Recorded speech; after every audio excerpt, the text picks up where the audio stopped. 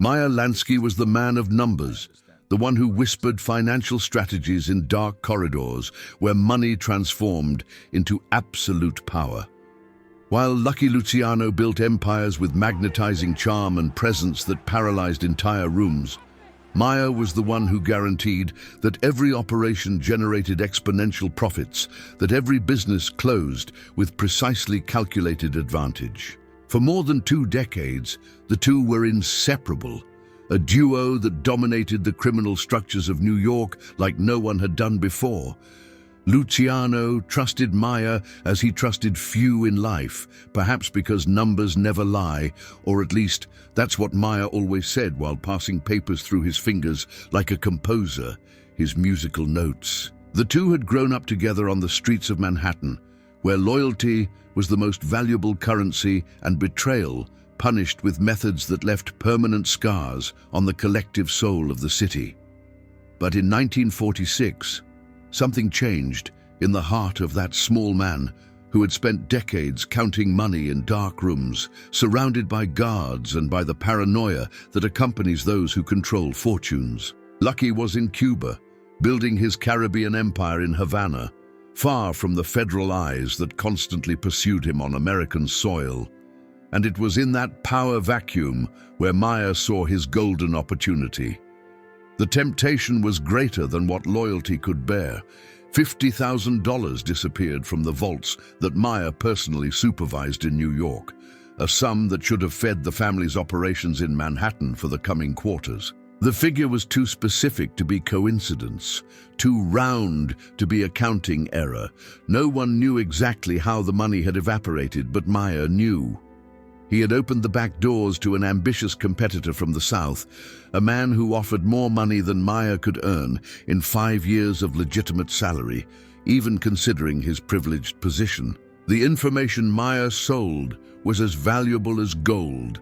The smuggling routes that took months to map, the names of politicians strategically bought in Albany and Washington, the security holes that the family had cultivated through decades of investment and manipulation. $50,000 was only the first payment. Meyer had negotiated 3 additional payments, each larger than the previous one, creating a parallel income stream that would never again make him dependent on Lucky Luciano's favors. For the first time in his life, Meyer would be truly independent, truly free, or at least that's what he believed. When Lucky discovered the betrayal, there were no formal communications, no crisis meetings in the conference room, no balanced conversations between rational men. There was only silence, that deafening silence that precedes the worst storms, the kind of silence that makes your chest tight and your heart pound against your ribs like a caged animal. Lucky flew back to New York like a shadow, like those ghostly entities that pass through walls without leaving visible marks, like destiny itself in human form. His eyes, when he arrived on American soil, had changed color, not literally, but spiritually.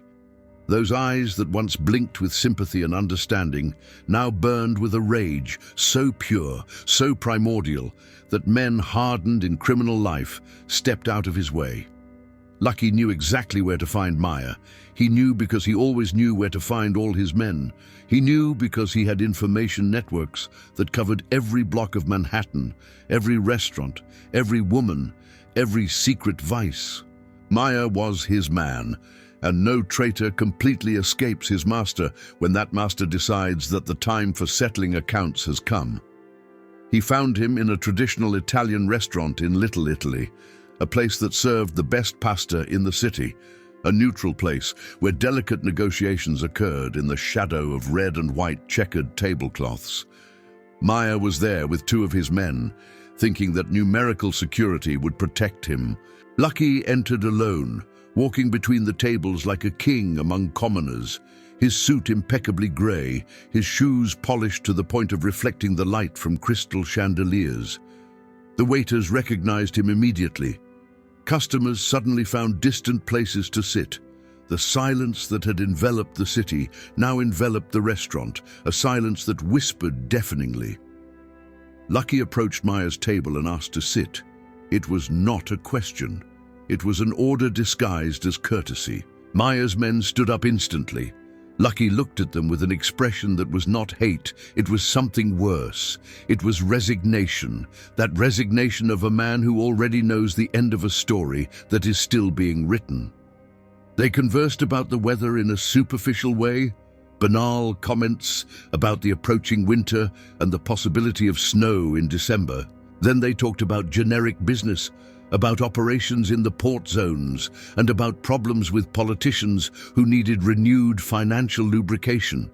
It was a conversation that could have occurred between loyal friends, between partners who respected each other mutually, but there was weight in every word, an electrical charge in every syllable, as if they were two actors in a play where both knew the ending. Meyer sweating slightly despite the cold of the restaurant. Lucky completely calm, completely controlled, like someone who had already solved the problem in his mind weeks ago. Then Lucky asked Meyer to try a special wine he had brought from a winery in Italy, a wine he had reserved for memorable occasions. Meyer initially refused, said he had a sensitive stomach, that he never drank in the middle of the afternoon. Lucky insisted with that smile that had melted hardened mafiosos and corrupt politicians for decades, that smile that communicated a perfect mixture of friendship and threat. Meyer felt the weight of that insistence. He understood on some intuitive level that refusing would be worse than accepting. He yielded, as everyone yielded to Lucky Luciano's will.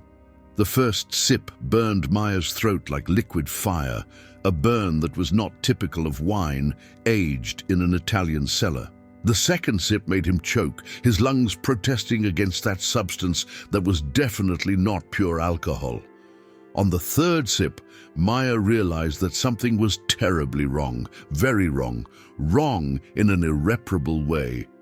His body began to convulse as if it had a life of its own, his limbs moving in directions that had never been drawn. His eyes rolled back, and he understood in his last seconds of clear consciousness exactly what Lucky had done. He had inserted poison in the wine, but not just any common poison. It was a specific poison, carefully chosen by someone who understood chemistry and anatomy, a slow poison that would take hours to act completely, guaranteeing that Meyer would feel every second of his suffering, that he would experience every gradation of pain, that he would pass through every stage of conscious death. But Lucky did not stop there, could not stop there. This was not just punishment, it was art. It was poetry in the form of retaliation. He grabbed Meyer's chin with one hand, lifted him as if he were a puppet, and poured the rest of the glass directly down his throat, forcing him to drink every last drop of that mysterious liquid that now defined his destiny. The waiters pretended to be very concentrated on their tasks, invisibilizing the scene that occurred in their presence. Customers around suddenly found absolute fascination in their plates, conversing in low voices among themselves as if nothing extraordinary was happening.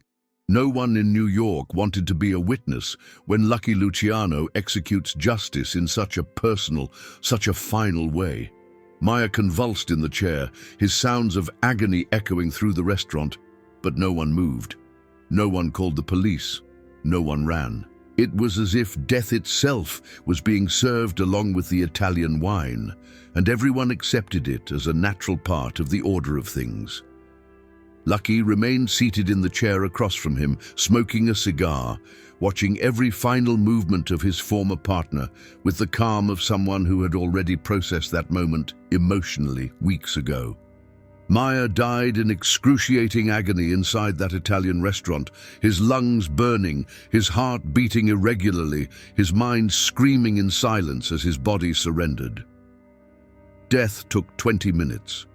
Every minute was an eternity. His body was removed discreetly hours later, taken to a place where no one would find it quickly, deposited in an anonymous grave where many other bodies rested.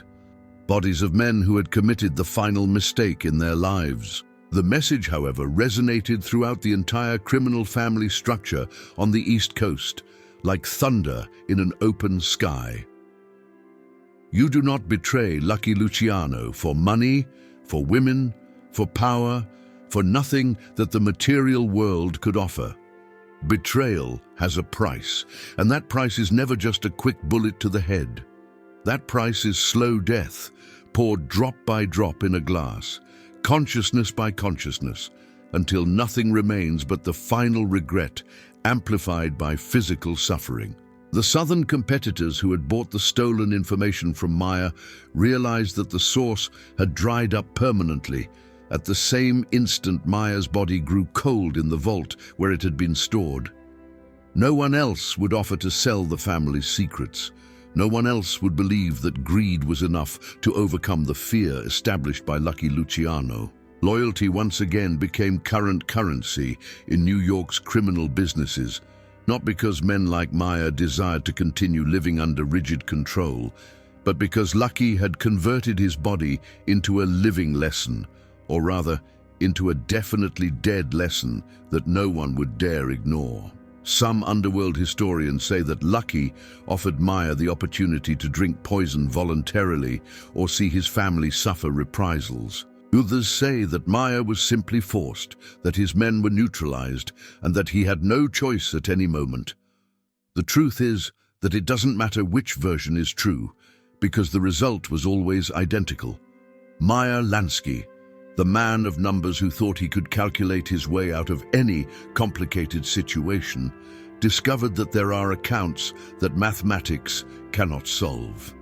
The amount of money doesn't matter when your body is burning from the inside. The number of contacts doesn't help when your throat closes and your lungs refuse to breathe. Years of previous loyalty mean nothing when you choose to break that vow for coins, for a reward as insignificant as $50,000 against a lifetime of emotional investment. Lucky understood something that Meyer could never adequately calculate in his mental spreadsheets. Trust is the rarest currency in the criminal world, rarer than diamonds, rarer than pure gold. Once spent, it cannot be repurchased with money or favors. Once broken, it can only be paid for with blood, with suffering, with death. The restaurant in Little Italy remained open for 2 more decades after that singular incident. No one ever knew exactly what had happened there that night, or at least no one spoke of it publicly. The waiters were transferred to other cities within weeks, receiving plenty of money in discreet envelopes to help their memories become vague. The customers who were present never mentioned the incident to anyone, not to their spouses, not to confessors, not to their own children. It was as if Meyer Lansky had evaporated, as if that man who moved billions simply ceased to exist from one day to the next, disappearing from records and consciousnesses. But in the underworld of New York, the story was told and retold night after night, each time with more dramatic details, each time with more refined horror. Because when a man is betrayed, when he discovers that the one he deeply trusted sold him for a price as insignificant as $50,000, retaliation is not just quick death. It is a message carved in blood, written in suffering, read by every mafioso who considered breaking his oath, read by every man who thought about putting greed above loyalty. Lucky Luciano returned to Cuba days after the incident, disappearing into the Caribbean night as he had appeared. There was nothing more to do in New York. The lesson had been taught in a definitive and unforgettable way. The restaurant would continue serving wine to its customers as if nothing had happened, and Meyer Lansky would remain as a story whispered in dark bars, a ghost that haunted anyone who considered betraying the man he once called partner and companion.